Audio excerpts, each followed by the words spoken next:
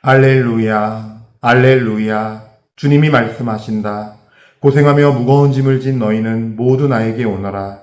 내가 너희에게 안식을 주리라. 알렐루야.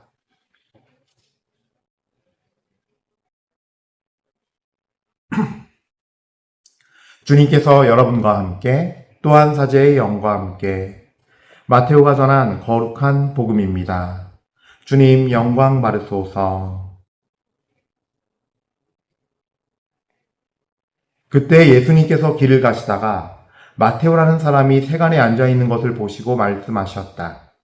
나를 따라라. 그러자 마테오는 일어나 그분을 따랐다.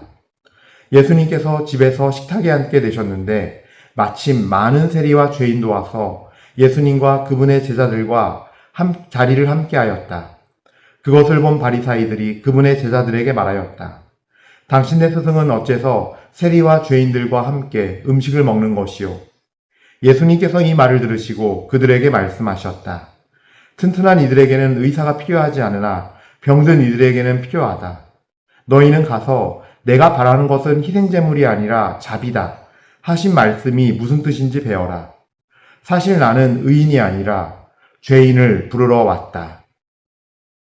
주님의 말씀입니다. 그리스도님 찬미합니다.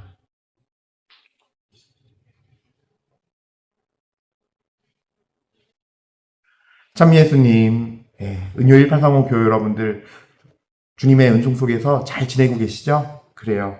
중요한 거는 그냥 잘 지내는 게 아니라 그냥 평안하고 등 따스하고 시원하고 이게 아니라 배부르고 정말 주님 안에서 잘 지내는 주님의 은총 안에 있는 것, 말씀 안에 있는 것, 진리 안에 있는지를 보셔야 됩니다. 우리는 아무 일이 없고 평화로우면 모든 게 잘 순조롭게 풀리고 있고 주님께서 은총을 베풀어서 내가 이렇게 평화롭고 아무 일이 없구나라는 참 대단한 착각들을 많이 합니다. 주님의 여정은 아브라함도 오늘 독서 말씀대로 거주민이었고 목 떠도는 사람이었고 광야의 이스라엘 백성도 떠도는 사람이었어요. 오히려 진짜 문제와 영적인 문제와 어둠들은 가나안에 들어와서 농경민이 되어서 정착했을 때 일어났던 것처럼 우리가 인생살이 하면서 역동적이고 계속 뭔가 옮겨다니게 되고 하는 거는요. 그런 불안감들, 혹은 그런 어떤 것들이 있는 건요. 사실은 주님 앞에 깨어있을 때 당연한 거예요. 왜냐면 본향으로 가는 우리는 나그네 길의 여정에 있는 사람들이기 때문에 주님의 사람들은 여기에서의 삶이 평안하고 평화롭고 좋고 애착이 되면 안 되는 건 너무 당연한 것 같습니다. 자, 그래서 항상 반대로 생각할 필요가 있는 것 같아요. 주님의 은총을 생각할 때는 나의 육신적, 인간적 생각과 반대로 생각하는 것이 훨씬 더 풍성한 어떤 주님을 바라보는 어떤 인사이트, 영적인 눈, 주님의 경륜과 나의 인생 여정을 더 진지하고도 깊이 있게 그리고 깨끗하고 거룩하게 볼 수 있고 참다운 어떤 그 좁은 길의 여정을 잘 걸을 수 있음을 우리가 잊지 않았으면 좋겠습니다. 오늘 복음 말씀 보면 마테오 복음 9장 9절부터 13절까지 세리 마테오를 부르는 내용입니다. 그래서 마테오가 세리에서 세관에 이 세간에 앉아있던 마테오가 이제는 예수님을 따르는 사람, 즉 앉아서 안정적이고 돈을 평생 벌 수 있을 만큼 부유했지만 그 앉아있고 안락한 삶을 넘어서서 이제 일어나 주님의 그 모험에 그 역동에 그 매일매일 변화하는 이제는 하나님의 백성으로서의 광야 여정에 동참하게 됩니다. 하나님 나라 여정에 동참하게 됩니다. 그래서 나를 따라라 하자 마테오는 일어나 앉아있다가 그분을 따르게 됩니다. 예수님께서 아마 이 마테오 집 같아요. 사도 마테오 집에서 이제 식사를 하는데, 여기서 때 아닌 바리사이들에 의해서 이 의인 논쟁이 붙게 돼요. 왜 죄인들과 식사를 하냐, 너네. 저 사람들 죄인인데. 라고 얘기를 하자, 참 예수님께서 오늘 이거 정말 우리가 묵상할 게 많은 말씀이에요.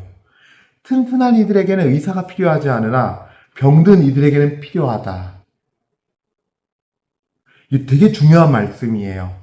내가 잘 보이고 깨끗하고 잘 사는 것 같고 아무 문제 없고 그러니까 다 잘 되는 것 같고 우리가 그렇게 생각할 때가 많거든요. 그러니까 뭐가 순조롭고 잘 될 때 다 괜찮은 거라고 여기고 그 괜찮음이 내 영혼 상태까지도 괜찮아서 이렇게 다 순조롭고 잘 풀리고 편안하고 아, 이 세상 정말 살만해. 점점 살기 좋아. 라고 느끼게 됐는데, 이게 아니에요. 영적인 시선에서 보고 주님의 눈으로 보면요. 하느님 앞에 죄인에서 의로움으로 넘어갈 때 필요한 게 뭐냐면요. 내가 아프고 약한, 나약한 자임을 인정하는 데서 시작이 돼요. 아, 나는 문제가 있어. 나는 약하고 지금 나약하고 지금 뭔가 아파. 그래서 내가 이렇게 내 삶 안에서 자꾸 주님께 못 나가고 있고, 주님을 못 느끼고 있고, 자꾸 죄가 되는 생각들과 삶을 살아라고 영적으로 깨어있는 이들. 예. 그게 영적으로 깨어나는 거예요, 사실은. 예. 그럴 때 내가 주님 앞에 병든이임을 고백하게 돼요. 예. 예수님께서도요, 의사가 그렇듯이 자기가 괜찮다고 건강하다고 하면은, 예, 돌봐주지 못하세요. 자유의지는 어떻게 못해요. 하나님께서 강제로 열진 않으세요. 예. 그래서 좀 약간 이거 약간 중요한 얘기인데, 살짝 팁을 드리자면, 만물을 창조하신 하나님께서 그렇게 법칙을 세웠기 때문에 마귀가 강제로 우리 마음을 열고 들어오지 않아요. 그래서 우리 안에 이 죄를 짓는 루트를 통해서 죄가 길이에요. 그때 문이 열리는 거예요. 통로가 열리는 거예요, 내 영혼에. 그래서 죄를 짓지 않고 살아야 되는 이유 중에 하나, 중요한 이유는 바로 마귀들이 그 더러운 영들이 그 안에 들어가지 못하게 막는 가장 베스트 길이에요. 예. 하나님을 직접적으로 믿지 않고 다른 신을 섬기는, 다른 걸 섬기는 어떤 우상숭배, 그 다음에 이제 우리가 짓는 죄들, 그 다음에 우리 안에 크게 상처받는 일들, 마음에 상처받는 일들, 이런 것들이 이제 사실은 길이 되어서, 통로가 되어서 우리 마음을 뚫고 들어오는 건데, 내 자유의지로 내가 그래서 죄를 짓지 않고 딱 문을 닫으면은 들어올 수가 없어요. 그냥 가만히 있는 우리에게 무슨 그 엑소시즘 영화처럼 마귀가 들어오고 이런 일은 없어요. 그러니까 많은 사람들이 잘못 알고 있기에 말씀드리는 거예요. 왜냐하면 우리를 지으신 하나님도 우리의 자유의지를 강제하지 않고 당신께서도 그거를 강제로 뚫고 안 들어오시거든요. 하나님이 그렇게 만드셨기 때문에 그 아래에 있는 영적인 모든 것들 다 마찬가지예요. 하나님 말고 뭐예요? 그 아래 것들은 다 빛과 어둠, 주님과 사탄의 세력들 못 들어오는 거예요. 그러니까 내가 동의하기 때문에 열려 들어오는 거예요, 사실은. 아니면 내가 어떤 상처를 받으면서 그 상처 받을 때 그 마음에 올라오는 감정을 받아들여서 분노, 미움 이런 걸 받아들여서 문을 열 때 그때 들어오는 거예요. 그 죄의 통로를 통해서. 그러니까 어쨌든 간에 본인이 나는 멀쩡해요, 괜찮아요 하면 뭐예요? 들어올 수가 없다는 거예요. 이 얘기를 하려는 거예요. 예. 의사도 병원에서 알코올릭인데 중독치도 받아야 되는데 거부하고 안 해요. 그러면 의사가 뭘 해줘요? 할 수 없잖아요. 본인이 약을 줘도 약도 안 먹고 처방해줘도 약국 가서 안 찾아오고 병원 며칠 날 오라고 그러는데 안 오고 의사가 할 수 있는 일이 없죠. 예. 본인이 건강하다 하면 의사가 문제가 아니라 본인이 문제인 거예요. 예. 근데 우리가 영적으로 봤을 때 그렇다는 거예요. 주님 앞에서 주님께서 너 말씀으로 다 알려주시고 너 이렇게 살고 있니? 얘 이렇게 살아야 너가 나중에 구원받고 나와 함께 살 수 있단다. 난 너를 사랑하니 오렴. 제발 돌아오렴. 불러도 나 괜찮아요. 깨끗한데요. 나 아픈 데 없는데요. 난 멀쩡한데요. 나 거룩한데요. 나 잘하고 있는데요. 예. 이런 우리들의 모습이 아닌가 돌아봐야 한다는 거예요. 예. 그래서 예수님께서 그 다음에 더 중요한 설명을 하세요. 너희는 가서 내가 바라는 것은 희생제물이 아니라 자비다 하신 말씀이 무슨 뜻인지 배워라. 네. 자, 보세요. 구약시대에는요, 그들이 죄를 지을 때 죄를 용서받기 위해서 희생제물을 바쳤겠죠. 우리로 치면 뭐예요? 천주교로 치면, 가톨릭으로 치면 고해성사예요. 네, 그렇게 해서 죄를 받고 하나님과 관계를 화해하는 거예요. 근데 하느님께서 원하시는 것이 그 희생제물이 아니라 자비다 하신 말씀이 무슨 뜻인지 배워라. 그래요. 자비다는 여기서 자비의 의미가 뭐냐면요. 내가 자비를 베푸는 삶뿐만이 아니라 여기서 그거보다 더 1차적인 중요한 게 있어요. 희생제물이 아니라 자비다 할 때 이 자비는요. 주님 앞에 가서 내가 죄인이니 주님 십자가 앞에 가서 주님이 당신의 십자가의 그 죽음의 당신의 그 피로, 당신의 그 몸과 피로 저를 깨끗이 씻어주시고 저를 구원해 주셨음을 믿고 주님 당신께 왔습니다. 제 죄를 받아주십시오 하면서 주님께서 내가 주님께 그 죄를 희생 양에게 손 얹고 안수해서 구약제사가 이루어지듯이 주님께 드리는 거예요. 드리면서 이걸 받아달라고 하는 자비를 얻고자 하는 마음이에요. 그거예요. 내가 바라는 것은 희생이 아니라 너희 하느님의 자비하심을 믿고 너희 죄를 갖고 와서 청하렴. 하나님이 너희가 죄를 고백하고 너희가 죄인임을 고백하고 온다면 내가 자비를 베풀 터이니 그 자비를 받으려는 마음을 지니렴. 그 의미의 자비예요. 그래서 제가 진짜 깜짝 놀랄 만한 걸 두 가지를 말씀드릴게요. 여러분, 이게 왜 중요하냐면요. 첫 번째로 제가 요한일서 말씀을 보다가 5장 16절 말씀이 참 전 어려웠어요. 이게 굉장히 오랫동안 이렇게 의문이 있었던데 뭐냐면 깨달아지지 않는 거죠. 깨달을 수가 없었어요. 누구든지, 요한일서 5장 16절입니다. 누구든지 자기 형제가 죄를 짓는 것을 볼 때 그것이 죽을 죄가 아니라면 그를 위해 청하십시오. 하나님께서 그에게 생명을 주실 것입니다. 이는 죽을 죄가 아닌 죄를 짓는 이들에게 해당됩니다. 죽을 죄가 있는데 그러한 죄 때문에 강구하라고 말하는 것은 아닙니다. 그렇다면은 하나님은 용서하지 않는 죄가 있다는 건가? 첫 번째로 왜냐면은 우리가 옆에서 내 형제가 내 아는 이 자매가 죽을 죄를 졌어요. 하나님 앞에 영적으로 봤을 땐 죽을 죄예요. 내가 용서해달라고 청하는 게 잘못된 건가? 이 사람은 용서받을 수 없다는 걸 의미하는 건가? 라는 어떤 데서 묶여버린 거죠. 그러니까 의문이 드는 거예요. 풀리지가 않는 거예요, 이 부분이. 근데 뭐냐면요, 바로 이 구절이에요. 자비다. 자비예요. 내가 어떤 형제나 자매에 위해서 기도할 때 이 형제 자매를 위해서 이렇게 기도해야 돼요. 주님, 이 형제 자매가 깨닫지 못하고 있습니다. 자기가 지은 죄가 너무나 큰 죄고 당신 아니면 당신께 용서받아야 할 죄인데 너무나 큰 죽을 죄인데 하나님 앞에 죽을 죄인데 이 형제 자매가 당신 앞으로 나아갈 수 있는 기회를 주십시오. 주님, 당신 앞에 나가서 엎드려 회개할 수 있는 자비를 베풀어 주십시오. 라고는 청할 수 있을 것 같아요. 무슨 얘기냐면은 하나님이 용서 안 하는 죄가 있다는 게 아니라 죽을 죄를 지은 본인이 자기가 회개할 때 그때 비로소 하나님께서는 용서 못 하시는 죄가 없는 거예요. 그러니까 그 죄 때문에 용서해 달라고 네가 옆에서 중간에서 기도하지 마. 그건 나와 그 사람과의 일이고 본인이 깨닫고서 와야 될 일이야. 그럴 때 너희는 그러니까 용서해달라고 청하는 건 아니나 그자가 주님 앞으로 갈 수 있게 해달라고 그 자비를 베풀어 달라고 그리고 본인의 죄를 그 죽을 죄를 고백할 수 있게 해달라고 이 기도를 바칠 수 있다는 거죠.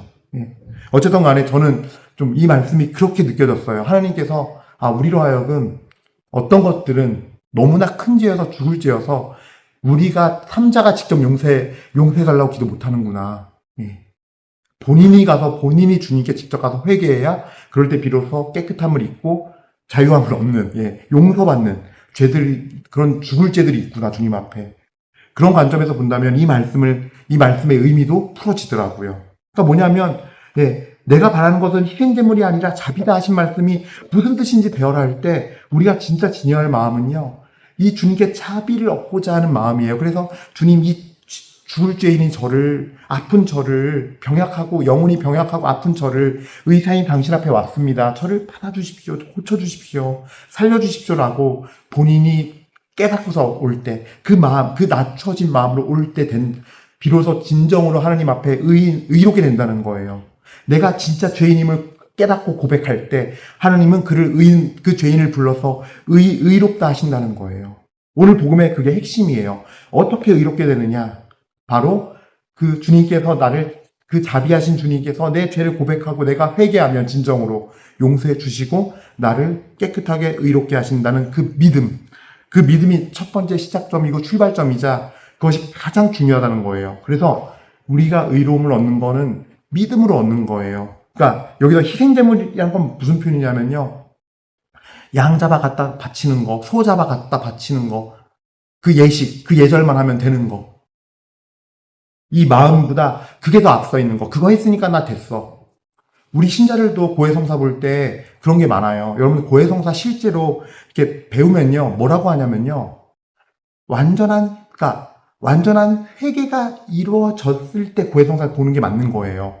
회개하는 마음 없이, 그러니까 성찰하고 통회하는 과정에서 회개 없이 그냥 고해실에 들어가면은요, 눈으로 봤을 때는 형식은 다 지켰어요. 그러나 성찰하고 통회하고 이 정죄의 시간을 갖는 이유는 이게 사실은 진짜 이 내적인 내 안에서 영혼이 회개하는 시간이거든요. 이 회개가 이루어진 다음에 고해실에 들어가서 죄를 고해하고 보속을 할 때 이 모든 형식이 다 이루어졌을 때, 외적인 형식과 내적인 이 영적인 영의 형식이 다 이루어졌을 때 비로소 고해성사를 받았다라고 하거든요.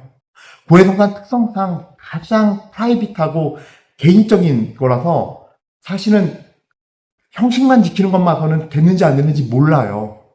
모든 성사가 그렇지만 특히 고해성사는 그래요. 고해성사가 사실 제대로 됐느냐 안 됐느냐는 회개를 하고 와서 고해를 하고 보속한 이후에 그 사람 뒤에 삶이 변했느냐 안 변했느냐예요. 내가 고해성사를 받는 대로 바뀌지 않는 이유는요. 이 과정에서 회개가 제대로 안 됐기 때문이에요.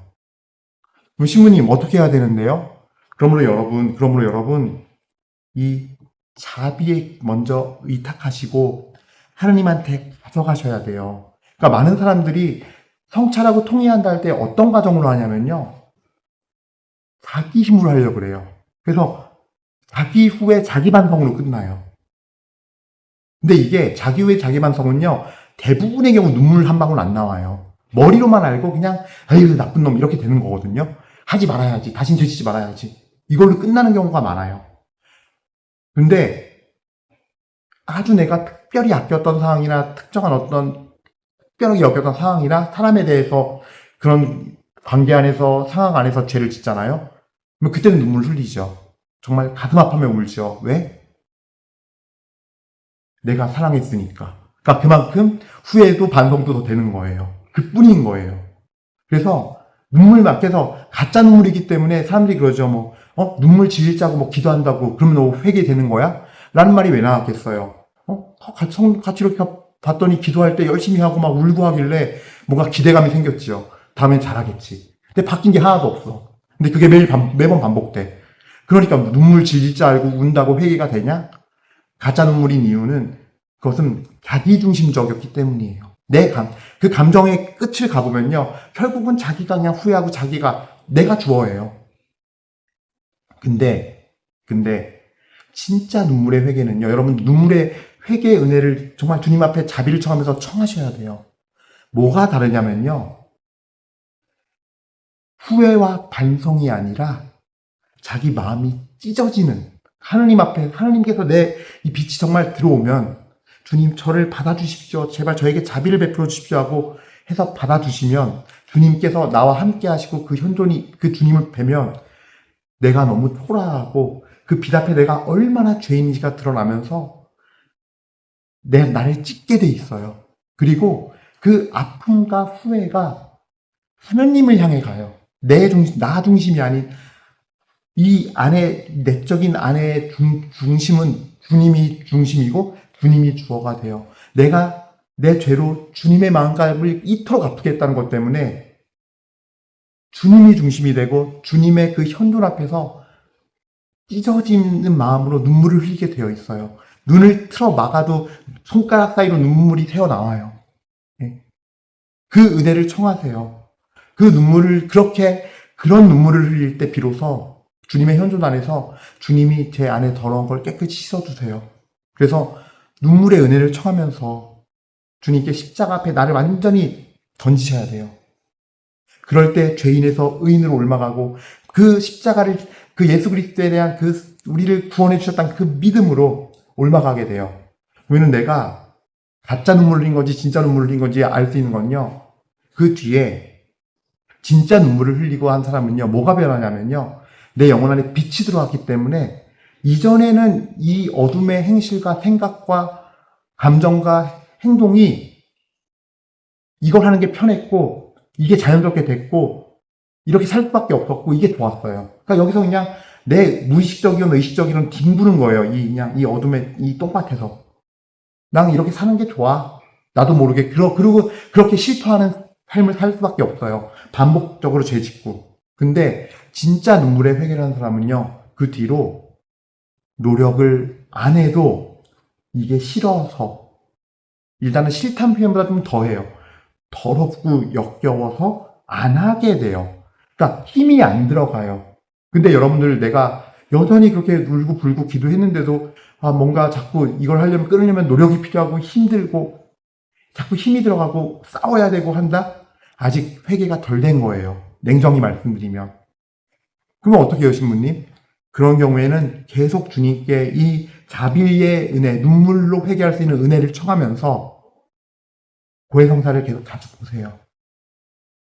하나님께서 뭔가 덜 씻겨졌기 때문에 그런 거예요. 씻겨지면은 빛이 어둠을 밀어내요. 자연스럽게 안 하게 돼요. 그리고 이 어둠에 대해서 빛이 밝아지면 어둠도 짙게 더 드러나기 때문에 그림자가 더 짙어지고 알아보기 때문에 죄에 대해서 민감해져서 또 내가 몰랐던 거, 난 예전에 사소하게 여겼고 아무렇지 않게 여겼던 것들도 자연스럽게 또 발견이 되면서 계속 이렇게 줄줄이 사탕처럼 고해하게 생기고 내가 진심으로 회개하는 마음들이 더 생겨요. 예. 이 여정이 긍정적인 여정이에요. 이게 진짜 눈물 흘리고 회개한 거예요. 가짜 눈물 흘리면은 그때뿐이에요. 작심삼일만 하게 돼요. 또 반복해서 죄짓게 되고 또 똑같이 하고 있고 끊으려고 그러면은 이틀 3일은 버텨요. 근데 안 돼요. 얼마나 버티지만 안 돼요. 왜? 아직 뭐가 안에 어둠이 남아있고 내가 여전히 그 성향을 갖고 있기 때문에 이게 더 좋으니까 억지로 싸우려면 힘들죠. 좋아하는 걸 억지로 하려면 얼마나 힘들어요. 그래서 우리가 정말 필요한 건요. 그냥 외적으로 하는 것이 아니에요. 이 마음 안에서 하는 것이에요. 여러분 제가 오늘 이 말씀을 나누기 위해서 같이 좀 참조한 게 뭐였냐면요. 그 사무엘 이서 12장에 있는 그 다윗이 그 bat세바를 이렇게 강제로 하잖아요. 그 남편 우리아를 전장 보내서 일부러 죽게 만들고 bat세바가 임신을 하니까 그거를 무마시키고 자기가 자연스럽게 남들 보기 자연스럽게 아내로 맞이하려고 그런 어떤 아주 부당무도한 간접 살인을 저지르고 이렇게 하죠. 예. 그 상대 아내를 취하죠. 그래서 그랬을 때 나탄 예언자가 꾸짖고 나서 다윗이 하는 행동이에요. 다윗이 단식을 하기 시작했는데 자 이제 그 부분을 같이 나눌게요. 나탄 예언자가 가고 난 다음에 다윗의 죄를 꾸짖고서 갖고 간 다음에 다윗은 그 어린 아이를 위하여 하나님께 호소하였다. 다윗은 단식하며 방에 나와서도 바닥에 누워 밤을 지샜다. 그의 궁원로들이 그의 곁에 서서 그를 바닥에서 일으키려 하였으나 그는 마다하고 그들과 함께 음식을 먹으려고도 하지 않았다.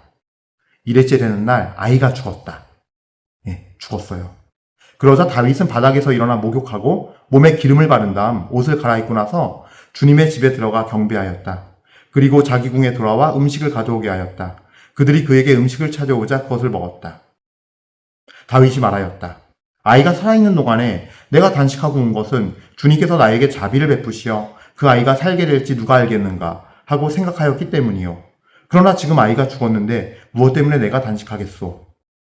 전 너무 놀란 게요. 저는 다윗이 단식한 게 자기의 죄 때문인 줄 알았어요. 근데 아이를 위해서예요. bat세바에 있는 그 아이가 그냥 생겨난 그 무죄한 아이를 위해서 단식한 거예요. 침대에 눕지도 않고 바닥에 들어누워서 밤을 지새고. 그러니까 이게 뭘 제가 말씀드리려는 거냐면요. 하나님께서 그 시편 51장 보면 다윗이 엄청난 그 bat세바와 정을 통하고 나탄 예언자의 그 하나님의 메시지를 듣고서 말씀을 듣고서 엄청난 그 회개의 기도를 하잖아요. 마음을 찢은 거예요. 마음을 찢은 거예요. 7일 동안 단식한 건 아이 살리려고 해요. 네. 하나님, 저는 이 말씀이 예전에 어떻게 이해했었냐면요. 자신의 죄를 그 밧데바 간통한 거를 회개하기 위해서, 그리고 우리아를 죽게 한 거를 회개하기 위해서 단식구나라고 생각했는데 이 단식은 아이를 위한 거예요. 그러면 하나님이 뭔가 받으셨기 때문에 그 회개를 받아주신 거 아니에요. 용서해 주신 거 아닙니까? 바로 이 자비예요, 자비. 하나님께 자기 자신을 정말 바치면서, 이 죄된 자신을 바치면서 정말로 죄로 인해서 나약하고 이 악한 자신을 주님께 회개하면서 마음을 찢고 자비를 바라면서 한 거예요. 자비를 통한 거예요. 예. 그래서 여러분들, 우리가 진짜 기억해야 되는 것들이 있어요. 기억해야 되고 지켜야 되는 주님의 말씀들이 있는데 오늘 이 말씀 꼭 기억해야 돼요. 우리는 신앙생활 하다 보면 자꾸 겉으로 하는 것만 잘하려고 그래요. 겉으로 하는 것만 잘하면서 그것이 내 마음이 다 같이 간 줄 알아요. 하지만 하나님 앞에 나설 때마다 내 마음부터 보고 마음을 다해야 하는 걸 먼저 해야 돼요. 그러면서 삶으로 이어 행동까지 가는 A는 무조건 하나님이에요. 하나님을 쳐다보는 마음, 하나님과 함께하는 마음, 주님께 가는 마음, 회개든 행실이든 자선이든 무엇이든, 그리고 내 실제 몸으로 움직이는, 그래서 머리에서 가슴까지 정말 가야 되는 삶이 돼야 이것이 참된 의인의 삶, 믿음으로 사는 삶의 모습인데, 우리 모두 그 첫 시작이, 그 의인이 되는 첫 시작은 내가 항상 죄인임을 알고 주님께 가야 하는 거, 그리고 주님의 자비하심 바라보고 가야 하는 거, 마음 대 마음으로 해야 되는 거. 주님은 영적인 분이기 때문에 마음으로, 영혼으로 가야 한다는 거 먼저. 이거를 꼭 기억하면서 정말로 주님의 자비를 바라고 의인이 아니라 죄인을 불러오셨으니 의사가 필요한 나임을 기억하면서 겸손되이 살아가는 은혜를 입도록 합시다. 아멘. 잠시 묵상하시겠습니다.